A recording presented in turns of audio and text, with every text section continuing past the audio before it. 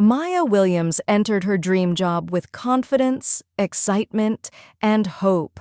She had worked hard, overcoming challenges, and now she was finally here, ready to prove herself. But within hours of starting, her new boss, Richard Carter, coldly fired her without reason. What he didn't expect was what happened next. As Maya left the office that day, something unimaginable occurred that would make Richard regret his decision forever. What happens when injustice meets destiny, when arrogance meets fate? Stay tuned for a story of resilience, karma, and a twist no one saw coming.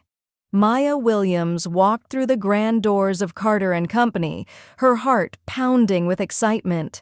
It was her first day at one of the most prestigious firms in the city, a company she had dreamed of working for since graduating at the top of her class. She adjusted her blazer, took a deep breath, and stepped into the office, feeling the weight of her hard-earned success. The office was sleek, modern, and filled with employees who barely glanced her way. She approached the reception desk with a polite smile. "Hi, I'm Maya Williams. Today is my first day." The receptionist barely acknowledged her before gesturing towards a hallway. "Third office on the left. Mr. Carter will see you." Maya felt a tinge of unease at the coldness, but pushed it aside. She was here to prove herself. She walked toward the office, knocking lightly before stepping inside. Richard Carter, the firm's CEO, sat behind a massive oak desk, his expression unreadable. Tall, graying, and with piercing blue eyes, he glanced up from a file and examined her for a moment. "Maya Williams," he said, his voice void of warmth. "Sit down." Maya complied, straightening her posture. She had researched everything about this company and was ready to work hard. Carter barely glanced at her resume before closing the folder. "We won't be needing your services, Ms. Williams." Maya blinked, unsure if she had misheard. "Excuse me?" "You're not a good fit for this company," he said dismissively. "Security will escort you out." Shock and confusion overwhelmed her. "But I haven't even started yet. How can you make that decision without seeing my work?" He leaned back in his chair. "It's not about your work. It's about the image of this company. You wouldn't fit in." Maya's stomach dropped. She knew exactly what he meant, but instead of breaking down, she stood tall.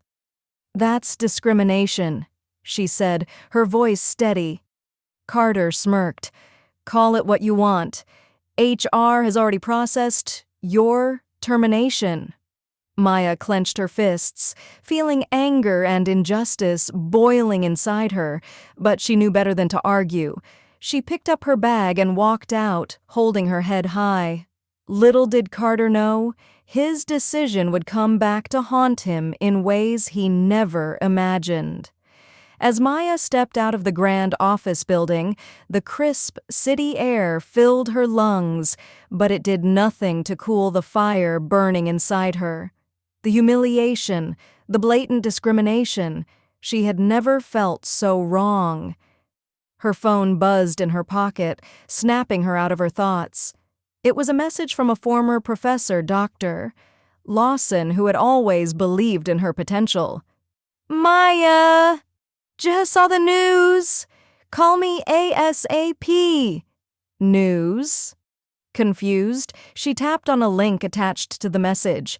Her heart pounded as she watched a viral video, a hidden camera recording from Carter's office, capturing every word of their conversation. The internet was in an uproar. Comments flooded in. "This is disgusting. He should be fired. Sue him, Maya." Maya's breath hitched. Someone inside the office must have recorded it. But who? Before she could process it, her phone rang again. A major news network. "Ms. Williams, we'd love to hear your side of the story. Would you be willing to do an exclusive interview?" Maya exhaled slowly, realization dawning. This wasn't just about her anymore, but about exposing the truth. Little did Carter know his reign of power was about to crumble. The morning after the video went viral, Richard Carter arrived at his office, oblivious to the outside storm. As he stepped out of his sleek black sedan, he noticed an unusual sight: reporters lined up at the entrance, cameras flashing, microphones thrust forward. "Mr. Carter, do you deny the allegations of workplace discrimination?" one journalist shouted. Another pressed, "Do you think you'll be removed as CEO?" His heart pounded as he forced his way through the crowd, his polished confidence cracking with every step. Employees whispered in hushed tones inside the building, their gazes darting away when he met their eyes. The weight of the scandal had begun sinking in. Meanwhile, Maya sat in a TV studio, prepared to tell her story. The anchor smiled reassuringly. "Maya, the world has seen what happened to you. How do you feel now?" Maya straightened her shoulders. "Honestly, I feel empowered. At first I was humiliated, but now I realize this isn't just about me. It's about the thousands of people who have faced the same injustice, but never had their voices heard. If my story can help change that, then it was worth it." As the interview aired, the internet erupted. Hashtags trended globally. Number Justice for Maya, number Carter Exposed. Boycotts against Carter and Company began, with clients publicly announcing they were cutting ties. Back at his office, Carter sat frozen in his chair, scrolling through the relentless storm of backlash. His inbox flooded with emails from furious investors and board members demanding an emergency meeting. For the first time in his career, Richard Carter realized he wasn't untouchable. Richard Carter sat at the head of the long, gleaming conference table, staring at the furious faces of his company's board members. The tension in the room was suffocating. One of the senior executives, James Reynolds, leaned forward, voice tight with frustration. "Richard, do you have any idea what you've done? We've lost 3 major clients in the last 24 hours, and the stock is plummeting. Investors are pulling out. This is a disaster." Carter ran a hand through his graying hair, his usual arrogance faltering. "This is being blown out of proportion. It'll pass. The media thrives on outrage. But in a few weeks?" "Weeks?" another board member snapped. "We don't have weeks. Our reputation is in shambles and we need immediate damage control." Meanwhile, Maya's interview sparked a nationwide conversation. Civil rights organizations reached out to her, offering legal support.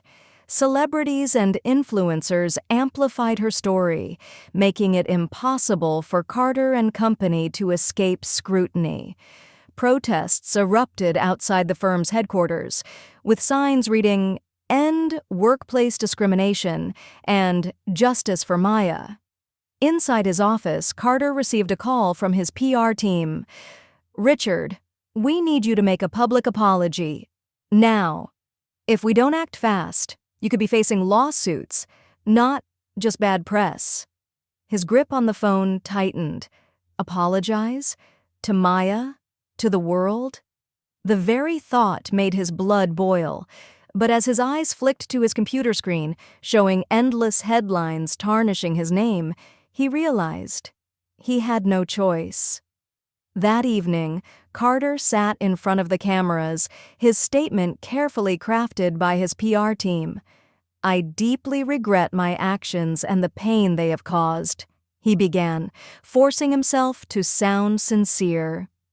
"At Carter & Company, we are committed to fostering an inclusive and diverse environment. Effective immediately, we will implement new policies to ensure fairness and equality in our workplace." But the world wasn't convinced, no matter how polished his words were. They had seen the honest Richard Carter and weren't about to forget. Maya sat in her small apartment, staring at the countless messages flooding her inbox. From job offers to heartfelt messages of support, the world had rallied behind her in ways she never imagined. A knock at the door interrupted her thoughts. She opened it to find Dr. Lawson, her former professor, standing there with a proud smile. "Maya," he said, stepping inside, "I've been following everything. You turned an unjust situation into a movement. I have an offer for you." She raised an eyebrow. "An offer?" "Yes, a prestigious law firm, one that values real talent, is eager to have you. They saw your strength, your courage, and they want you on their team." Maya's breath caught. After everything, could this be her chance to make a difference truly? Meanwhile, across town, Carter sat in his darkened office, the weight of his downfall pressing against him. The board had issued their final decision. He was being removed as CEO. As he watched his name get erased from the company's website, he realized that power, money, and privilege meant nothing when the world finally held you accountable. On the other hand, Maya walked into her new office a week later. She wasn't just another employee anymore. She was a symbol of resilience, proof that justice could prevail. As she sat at her desk, a message popped up on her phone, a news alert. "Former CEO Richard Carter officially removed. Company announces new diversity initiatives." She smiled. This wasn't just her victory. It was a step forward for everyone ever told they didn't belong. Enjoyed this story? Don't forget to like this video, share it with your friends, and subscribe to our channel for more inspiring tales. Let's spread the message of hope and unity together. Thanks and take care.